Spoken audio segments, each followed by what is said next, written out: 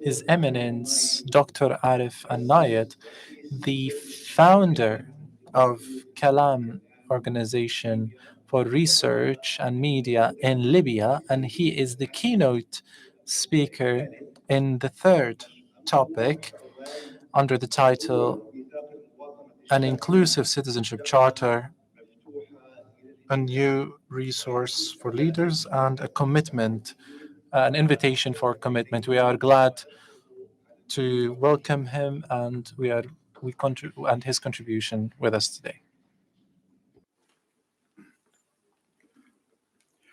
Bismillah ar-Rahman ar-Rahim, alhamdulillah, wa salatu wa salam.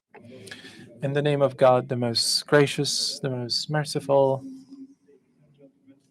Assalamu alaikum wa rahmatullahi wa barakatuh. My brief remarks will be foundational remarks. I truly believe that whenever we're dealing with grand concepts like citizenship, like inclusivity in citizenship, we should look at the foundations of these notions and these concepts, and we should try to be axiomatic about what we do.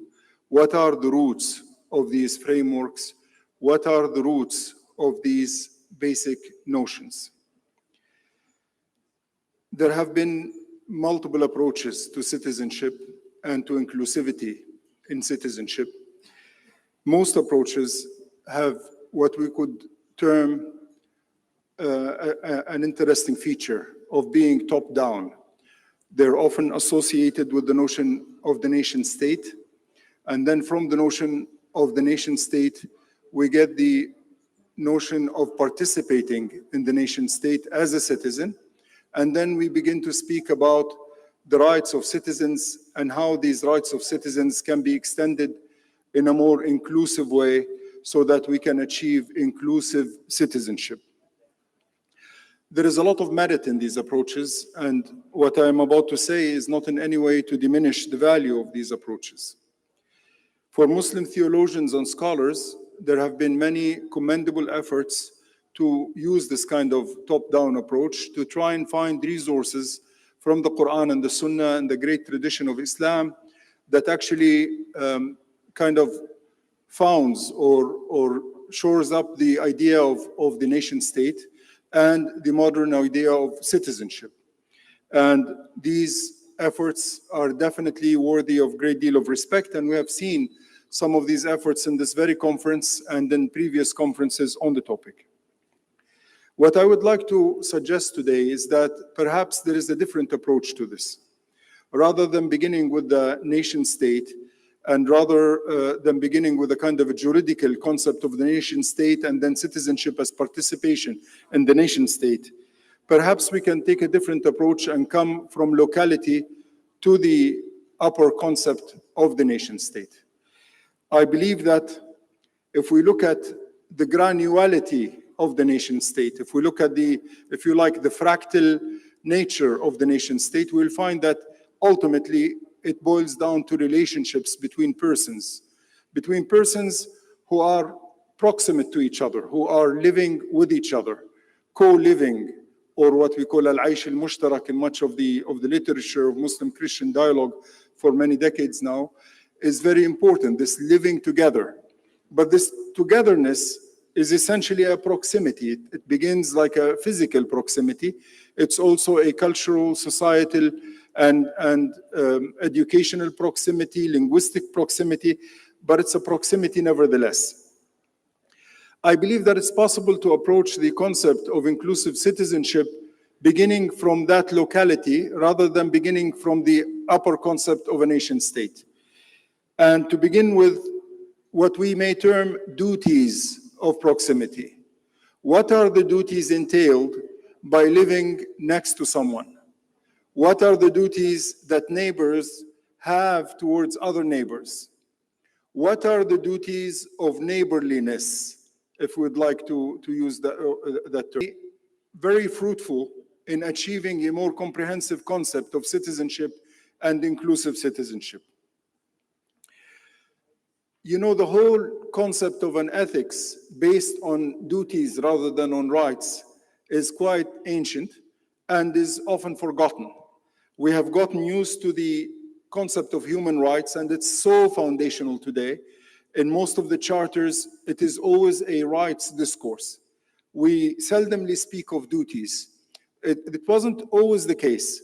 In ancient times, Cicero, for example, wrote a very important book, De Officiis, in which he tried to elaborate an entire ethic based on duties rather than just rights.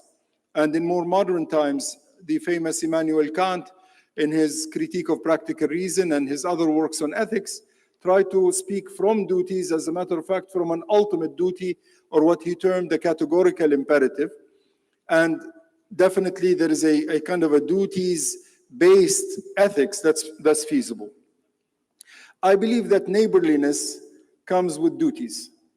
And the duties of neighborliness, the duties of proximity, the duties of being proximate or close to someone, being in qurba in Arabic, being from dhawi al-qurba, those who are proximate, being a qareeb, a proximate or a kin, is very, very important.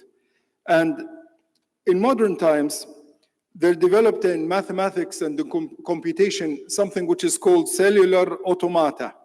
And there is a famous book by Stephen Wolfram, which is called A New Kind of Science, that speaks about this.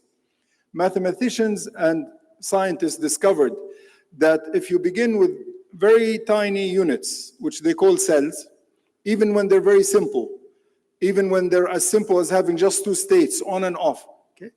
And when these cells have neighbors, and there are rules of neighborhood, these cells with their neighbors actually begin to give rise or emergence to very complex phenomena.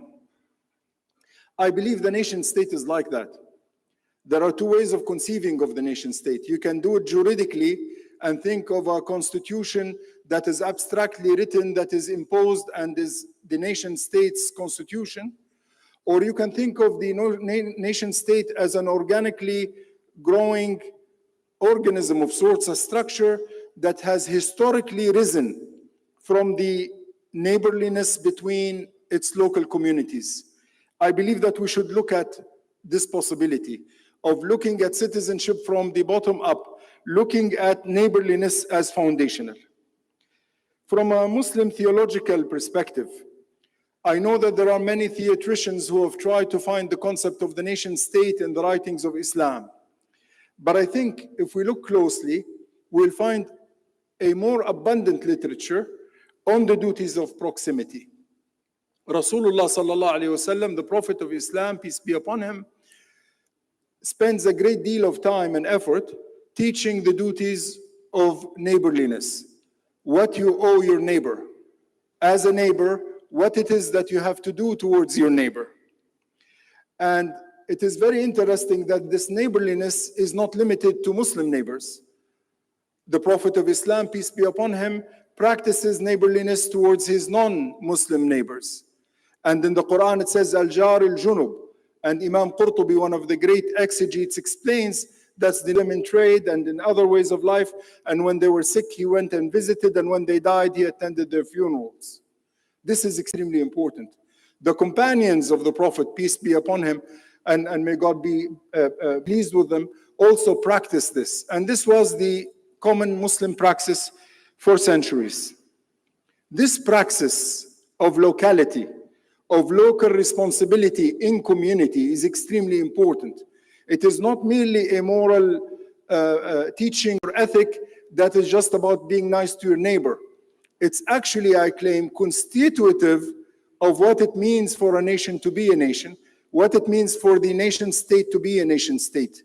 A nation state is nothing more than the emergent, complex structure that comes from locality and from neighborliness.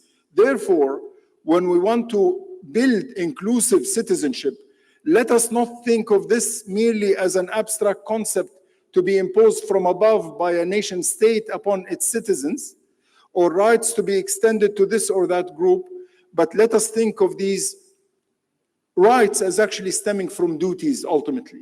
Duties of one neighbor towards the other. Duties of ourselves towards all the people who are around us.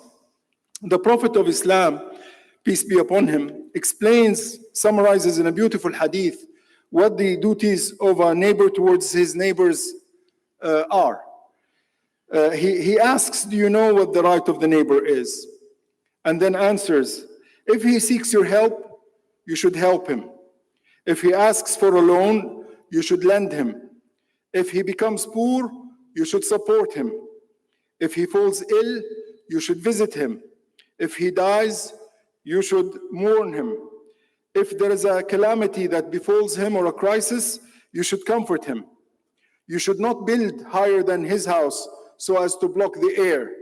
And you should not bring in fruits into your home without sharing some. And if your kids have these fruits, they should not go out in the street with these fruits so that the other kids would not be envious.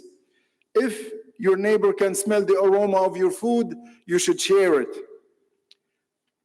And then he concludes with a beautiful passage that says, do you really know the right of the neighbor? I swear by him who possesses my soul, meaning I swear by God, only a person blessed with God's compassion can truly realize the right of the neighbor. So it turns out that the duties of proximity that we want to found citizenship on are actually based on compassion. The real ligaments of the nation state, the real bonds of the nation state are not constitutional phrases or abstract concepts, but the marhama, or the mutual compassion of the citizens of that state. And inclusivity is not about legal inclusivity only.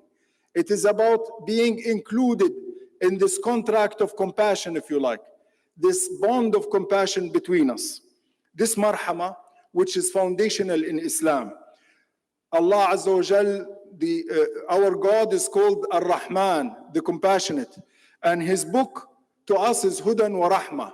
It is a guidance and a compassion, and the Prophet of Islam, peace be upon him, is called a gifted compassion or Rahma. So it's a foundational fact, not just a notion.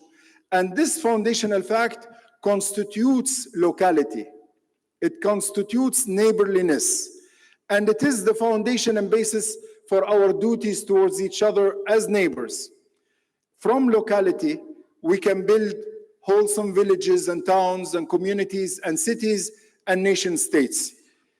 What I'm trying to say through these remarks is very, very simple. Let us not think of citizenship and inclusivity of citizenship as a mere juridical concept. And let us not think that it's merely a rights-based concept. But let us remember that it is actually founded in duties towards each other.